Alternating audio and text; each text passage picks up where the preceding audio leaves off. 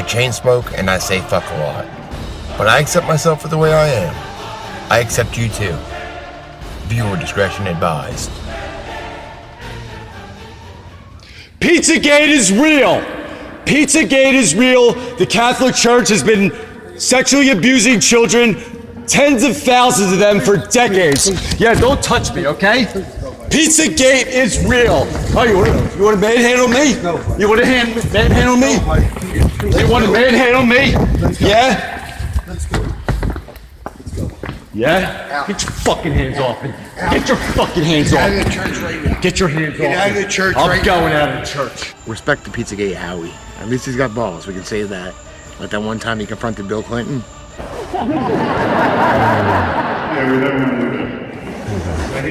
Why did you fly on Jeffrey Epstein's Lolita Express 26 times? 26 times, Bill. Why? What were you doing on Jeffrey Epstein's plane?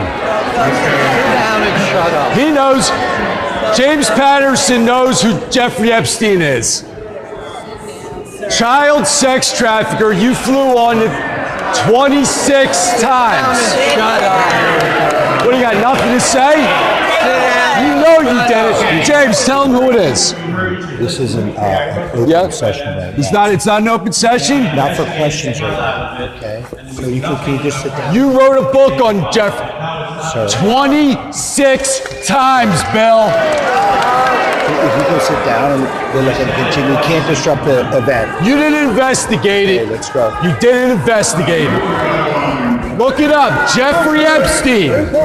Who cares? Yeah. Yeah. We know, Bill.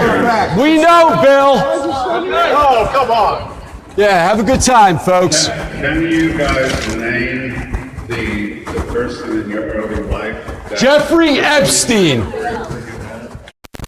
Well, we told you earlier that a secret Vatican document, some 41 years old, has been revealed, and that it instructed members of the church from the highest level down to consider allegations of sexual abuse by priests as the strictest secret. From the New York Post, August 14th, 2018, predator priest accused of sexually abusing more than 1,000 children. There were hundreds of predator priests sexually abusing more than 1,000 children in Pennsylvania for decades, all while being shielded by Roman Catholic Church leaders, according to a scathing grand jury report released Tuesday. The main thing was not to help children, but to avoid scandal. The report states, according to Philadelphia Inquirer, priests were raping little boys and girls, and the men of God who were responsible for them not only did nothing, they hid it all. While it's still not clear how influential this document really was, some were saying it makes it very difficult for the Vatican to separate itself from the secretive policies of individual archdioceses. Phil Salviano founded the New England chapter of SNAP, the Survivors Network for those abused by priests. In 1992, he went public with allegations that he was abused by a priest. He settled out of court. That priest was later sent to prison for 275 years in subsequent cases. Salviano joins us tonight from Watertown, Massachusetts. Phil, thanks very much for being with us. What do you make of this document? Some are saying it's a smoking gun. Do you think that's true? Well, I think it lays out the plan that the Vatican had. It's almost as if it's a textbook that all the bishops were taking their lessons from. Because as we've learned in the last 18 months, in diocese after diocese, not only across the United States, but in many other parts of the world, bishops had a plan whereby victims were silenced, pedophile priests were protected, and none of this was ever reported to civil authorities or revealed to the general public. But Phil, what I don't understand, if this was disseminated to bishops throughout the United States, how come it's remained secret this long? Doesn't surprise me at all. There's a lot of secrecy within the Vatican. For example, if you look at this document, it's filled with terms like secret archives and perpetual silence and destroying evidence, secret of the Holy Office. I'm just tremendously relieved that finally the document is surfaced and it's being given the attention that it warrants. Let me put up a statement made by the U.S. Conference of Catholic Bishops. This is what they said. I'm going to read it out loud. A 40-year-old document of the former Holy Office issued March 16, 1962 is being portrayed by some in and outside the media as a smoking gun, allegedly proving that there was a ground plan for covering up the crime of sexual abuse of minors by clerics. The essential point in response to those making this claim is they are taking the document entirely out of context, therefore distorting it completely. Your thoughts? I don't think it's being taken out of context at all. It talks very clearly about investigating crimes against children, swearing all sides to secrecy. There's one part of this document that talks about the victim being forced to put his hands on the Bible and swear that he would keep this a secret under the threat of excommunication. From the Daily Mail, rinsing victims' mouths with holy water and making one boy pose as Jesus. Grand jury reveals the depravity of 301 priests who sexually assaulted at least 1,000 children, which the Catholic Church covered up. The 900-page grand jury report is based on records from 6 dioceses. It puts the real number of child victims in the thousands. One group of priests is accused of producing child porn and using whips on children. The abuse ranged from groping and masturbation to anal, oral, and vaginal rape. Most of the victims were boys, but there are some girls included in the report. The clergymen tried to claim they were wrestling with the children when they were, in fact, sexually assaulting them. 2 have been charged while others are either dead, previously faced charges, or can't be prosecuted due to statute of limitation. Hundreds of Roman Catholic priests in Pennsylvania have molested more than 1,000 children, and senior church officials, including the now Archbishop of D.C., systematically covered up the abuse.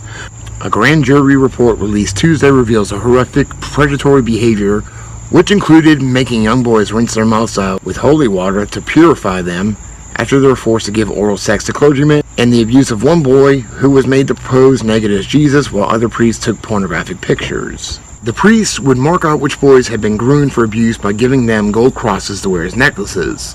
The 800-page report refers to more than 300 priests in 6 dioceses where children were raped, plied with alcohol, or forced to perform for clergymen to produce pornographic material since the mid-1950s.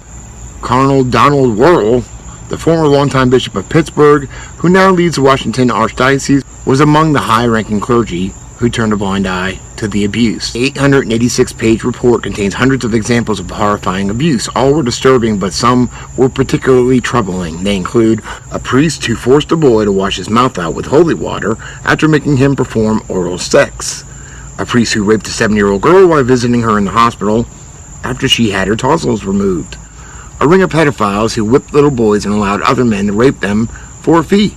Another priest, grooming his middle school students for oral sex, taught them how Mary had to bite off the cord and lick Jesus clean after he was born. Priest who had children wear gold crosses to mark which one of them had been abused. A priest who went to work at Disney World with a glowing recommendation letter from the church after quitting over complaints about him abusing children. During his 35-year stint at the Allentown Diocese, Father Edward Graft raped scores of young boys, according to the Attorney General.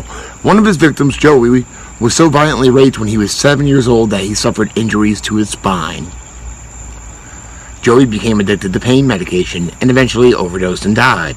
Before his death, Joey wrote a letter to the Allentown Diocese. Joey said Graff killed his potential and the man he could have become. From my interpretation of this, it does show that the secrecy goes right to the top of the Vatican. Heard about this document. What was the first thing that went through your mind? Well, I had heard rumors of this document for several years, and I had often wondered how it was that each bishop in each diocese was pretty much operating the same way in terms of moving priests from parish to parish and you know, having victims sign confidentiality agreements. The effort was always on secrecy and protecting the priest. And I thought it was very curious that each bishop was acting the same way. And now this sort of answers that, because it shows that perhaps there was a document or a plan that everybody was working from. Fucking stoned. I got a motherfucking spaceship. Oh, fuck.